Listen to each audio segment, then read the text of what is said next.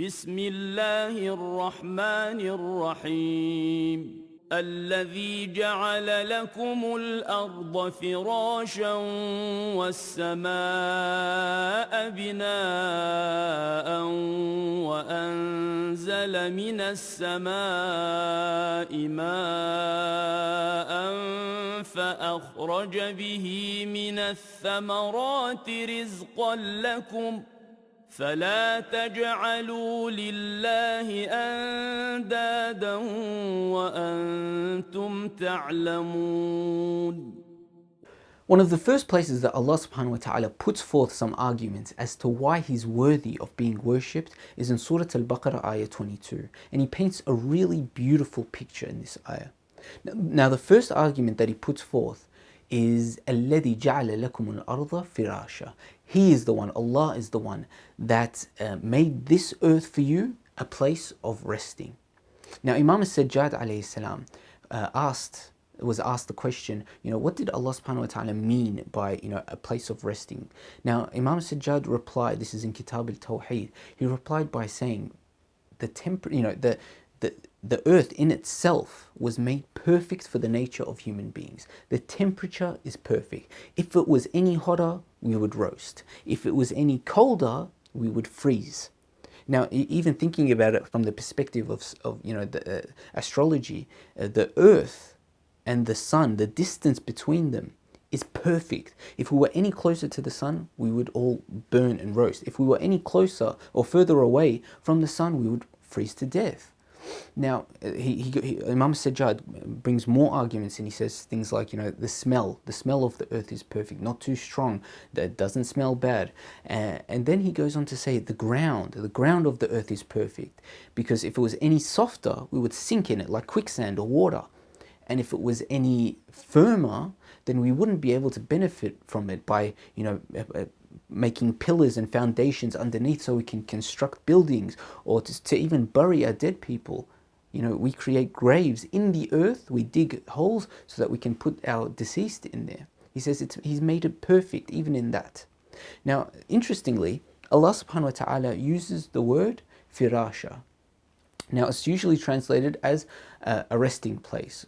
Now, it also means, a place that is comfortable, a place that has the perfect temperature, just like Imam al-Sajjad explained. Now, it's also sometimes translated as bed. In fact, the word for bed that we use in Arabic is firash, bed. Now, you can see that there is similarities between, the attributes of the word firash and the actual, the bed. It's comfortable, it's warm, the perfect temperature.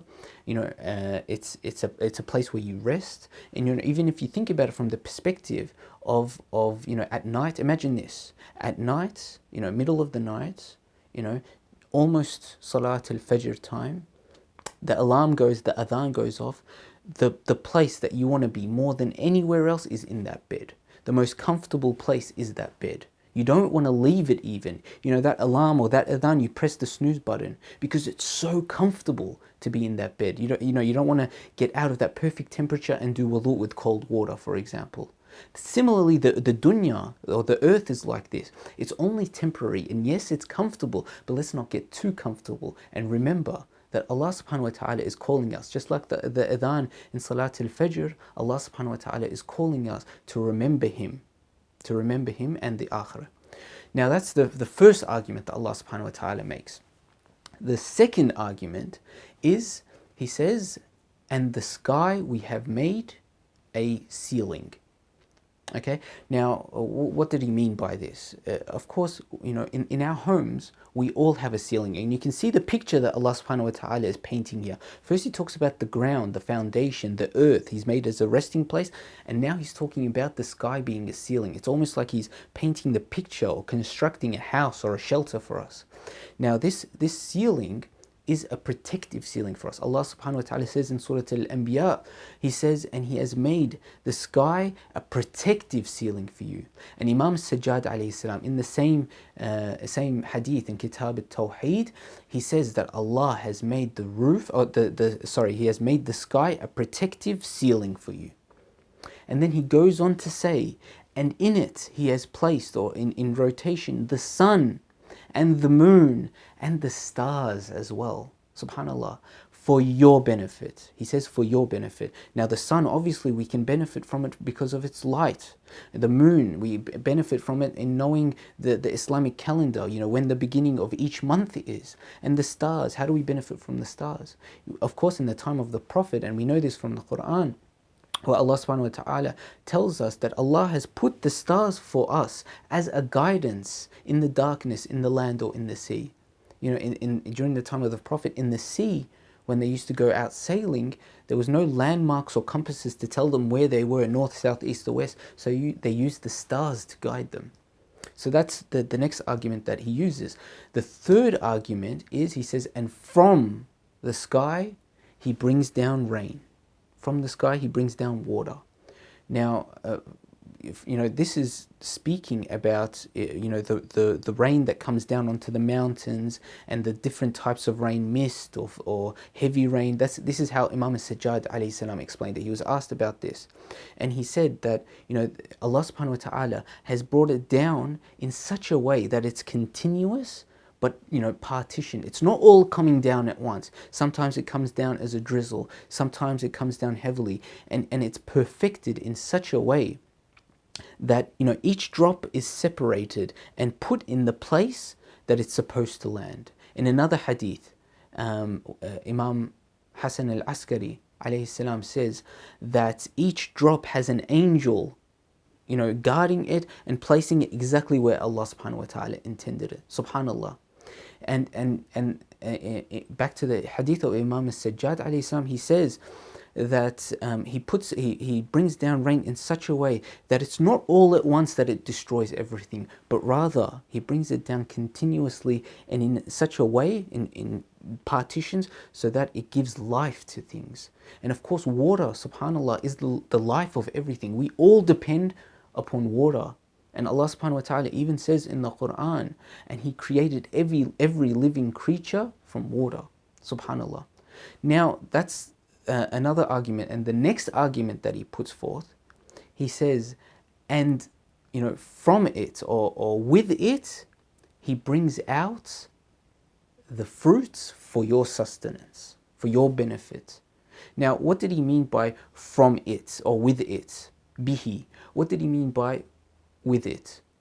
Now, this is the picture that Allah subhanahu wa ta'ala is trying to paint, and this is what we're trying to display.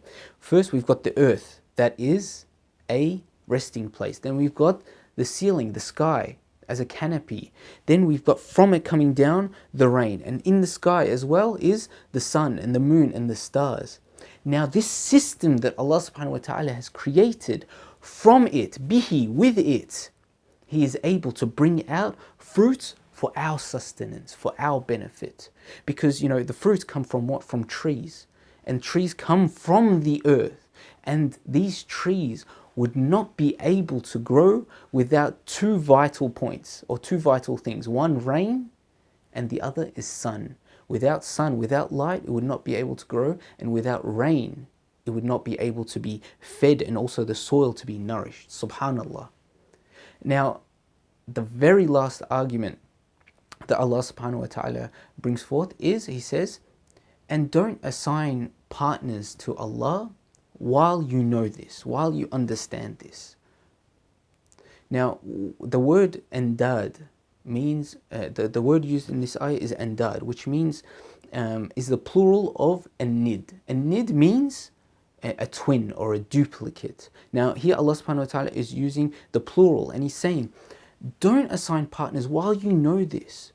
While you know that those partners that you assign to Allah, those idols that you worship, have no capacity in creating a system like this that I have created for you. This system, in the end, brings out sustenance and fruits for you, for your benefit.